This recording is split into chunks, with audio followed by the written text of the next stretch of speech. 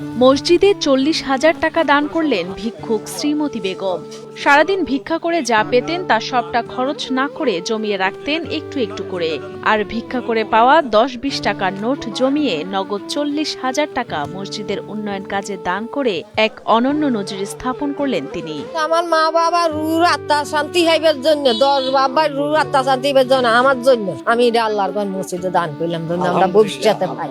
কুমিল্লার লাকসাম পৌরসভার নসরতপুর মধ্যপাড়া এলাকার একটি ঝুপড়ি ঘরে বসবাস শ্রীমতী বেগমের।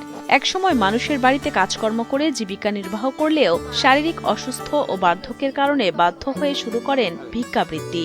সেই থেকে অন্যের দয়াদাক্ষিণে কোনো রকমে খেয়ে না খেয়ে দিন পার করেন স্বামী পরিত্যক্তা ও নিঃসন্তান 60ঊর্ধ্ব বৃদ্ধা শ্রীমতী বেগম। আমি খুশি করে দিছি, আল্লাহ খুশি হইলে, আমার এগুলো মা বাবার রু আত্মা শান্তি হইলে আমি আর কোনো দায়িয়া নাই।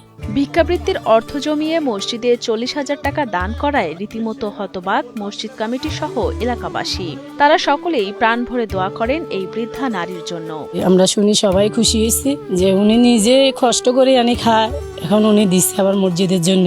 শ্রীমতীর এমন কাজ সমাজের জন্য অত্যন্ত অনুকরণীয়।